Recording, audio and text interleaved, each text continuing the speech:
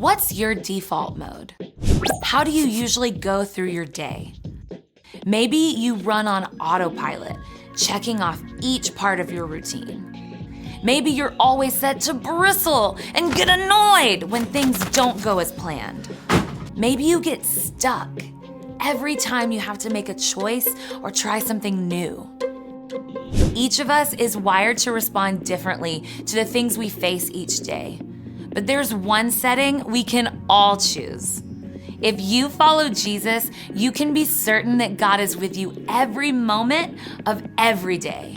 That means you can take on life with confidence. When you live with confidence, you don't go on autopilot. Instead, you keep your eyes open to see what new opportunities God will bring. Instead of snapping when something unexpected happens, you rely on God to help you respond with kindness and creativity. And when you face tough choices, you rest in knowing God is right there with you, no matter what happens. Confidence comes from putting your life in God's hands and remembering you have a Father who loves you. When you live like that, others can see God at work in you. That's why confidence is an amazing way to worship God with your life. Because worship is about more than just singing loud. It's all about living loud.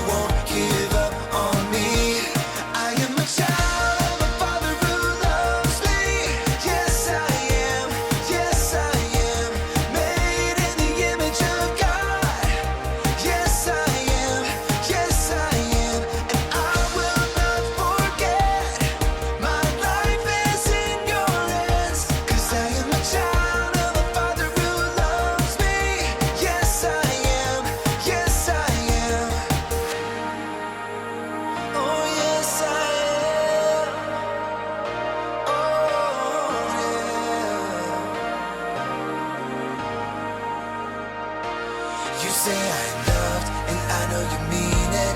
You say I'm enough, and I can't believe it. Even when it's tough, and I don't deserve it. You won't give up on me. I am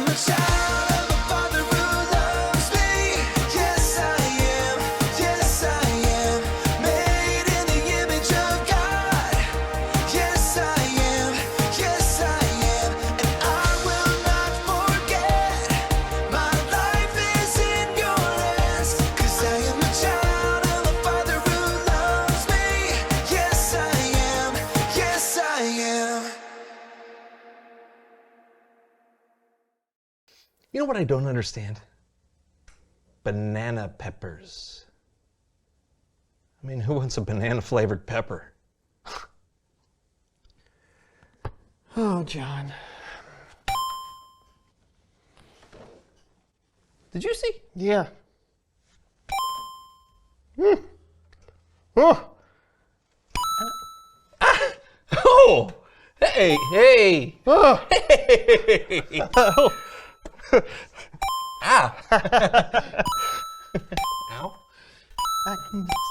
Stop on coins. Oh. Wow, look at this! We're gonna be rich. It's sore. Oh. Oh, well, I guess we're all out of it. Yeah. Ah.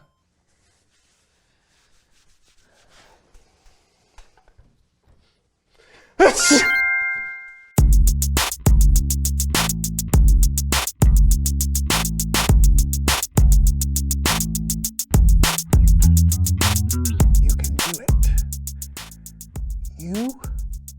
can do it. You can do it. You.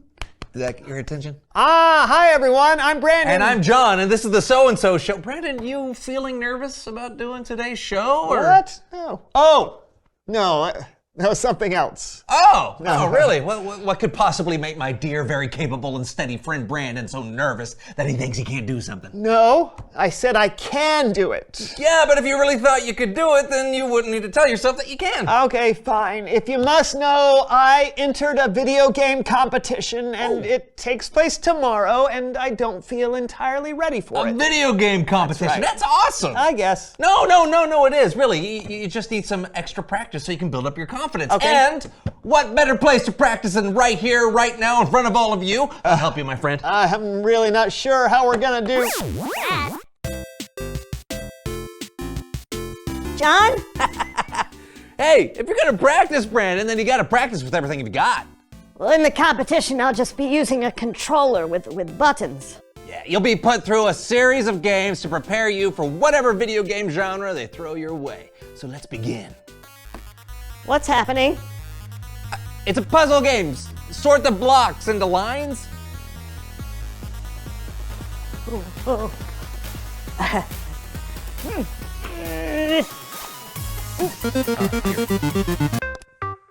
Oh, this is more like it. Whoa! Hey, there's a dog. What do I do? Give it treats. Okay. I did it! Uh-oh, it's the boss of the level. You have to defeat it.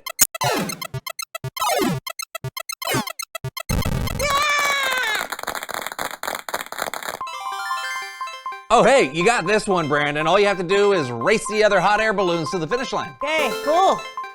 I'm ready. Whoa.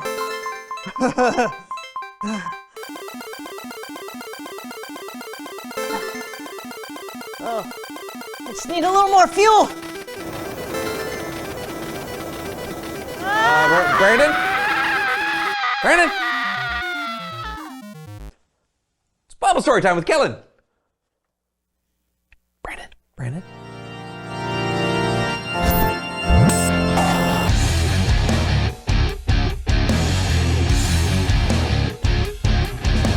Hey friends! Hey, Kellen. Hey, Kellen. No! What's our story today, Kellen? Well, in today's story, the sky's the limit. Except actually, it's not the limit. Yeah, you'll see what I mean. Our story really reaches for the stars. Did somebody say stars? Look no further, Kellen. I'm right here. Hit it, Greg. Glad you came. Glad you're here. I know it's getting late, but never fear. We'll give a blow-by-blow of the Bible story on the Melv Solomon story recap. It's good to see you, Mel. Oh, you're too kind, Kellen, too kind. And here's my brother-in-law, Greg. Don't forget about Greg. Hey, just keep your hands on the ivories, Greg. Right. Well, I'm going to get started with telling the Bible story now. Oh, you got it. You do the talking, we'll do the musical summarizing and styling. Hands. Right. So, just a little recap before our story. Remember that Jesus died on the cross in order to save the world. His disciples were completely heartbroken. They thought all hope was lost. But then, Jesus rose up from the dead. He came back to life, defeating death completely. He appeared to many of his followers and friends over the course of the next 40 days. Oh, that must have been a great 40 days to feel alive like that. You know the song I'm thinking, right, Greg? Greg! Saute the chicken. Yeah, you stayed up too late watching cooking shows again, didn't you, pal? I knew it. Hit it. No, yeah. I feel alive.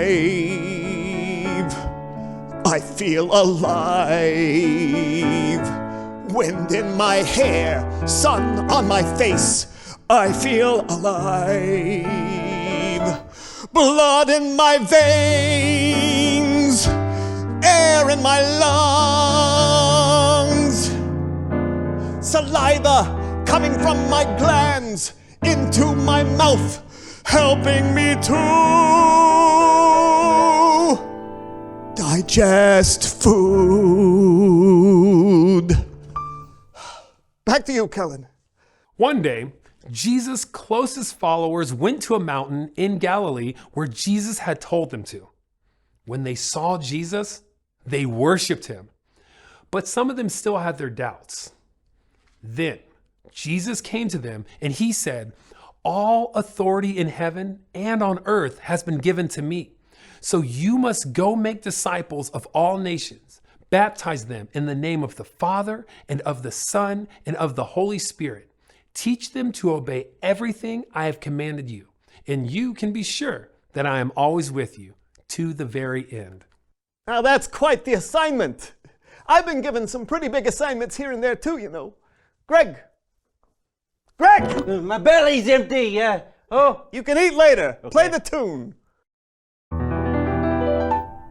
Homework. Teacher gave me homework. Can't give up, it won't work. Gotta get it done. There's reading, plus there's math and science. Scarier than giants. It is not much fun. Still, it's easier than cleaning my cat's hair off the couch and the carpet.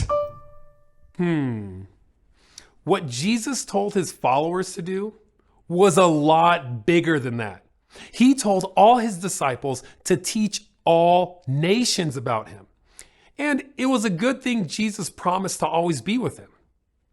Another day, Jesus was eating with his friends and said, "Do not leave Jerusalem. Wait for the gift my Father promised. You have heard me talk about it. John baptized with water, but in a few days, you will be baptized with the Holy Spirit." So the disciples had to wait for this gift, huh? I know a thing or two about waiting. Go! Where's the music, Greg? Aren't you feeling inspired? Greg! You can't keep falling asleep like this. We got songs to sing. Greg! What for breakfast? The piano, that's what.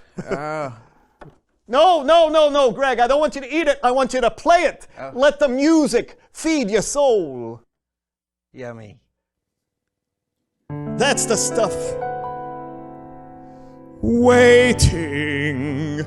Waiting is no fun when you know something good's about to come. Like for Christmas, your birthday, or any time a present's due. You have to wait till the gift is given to you.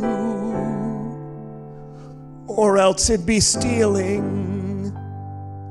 Right. Now, here's where our story reaches new heights. After Jesus said all those things to his disciples, he was taken up into heaven. His friends watched him until a cloud hid him from their sights. Straight up to heaven, huh? You hear that, Greg? Greg, where'd you go? Did you ascend too? While Jesus was going up, two men dressed in white appeared to his followers. They said, "Men of Galilee, why do you stand here looking at the sky? Jesus has been taken away from you into heaven, but he will come back in the same way you saw him go." Now, wait a minute. Jesus really left? Oh, Kellen, that is not right. You said he promised to always be with them.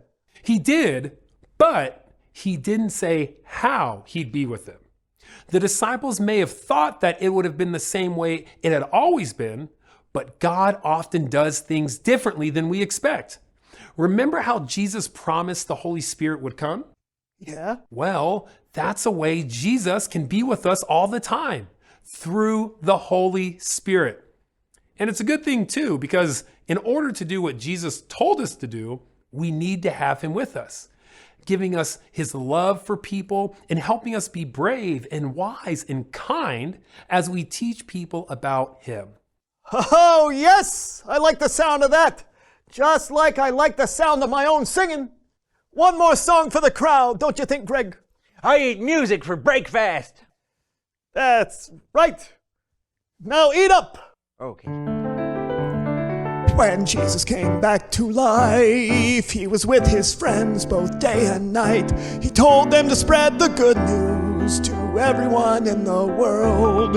Then he rose up in the sky, past the clouds and out of sight. But don't you worry, don't you fret, we're not alone. We've got the Holy Spirit. I think that wraps it up for us, Kellen. Say goodbye, Greg. No! We gotta feed you before these things. Thank you, Melvin, Greg. Appreciate y'all.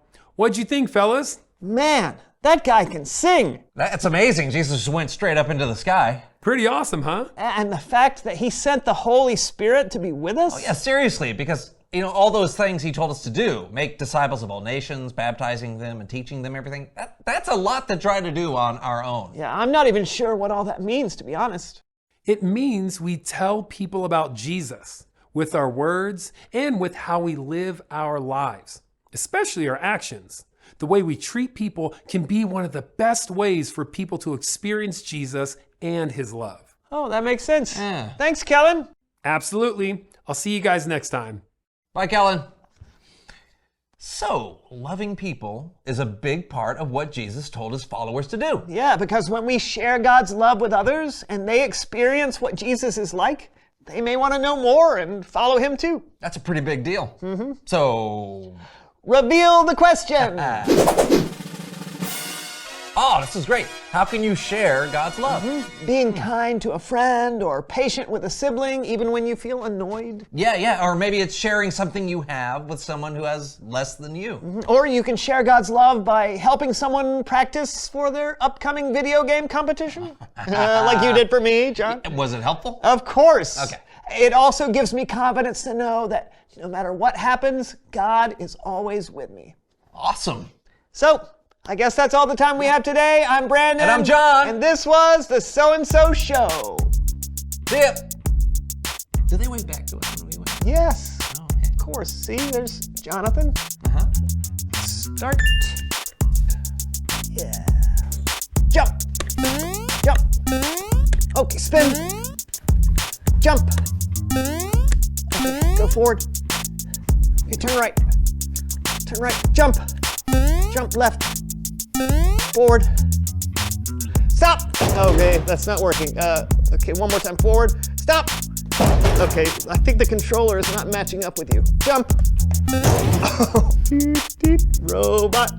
Robot. Okay, chicken dance.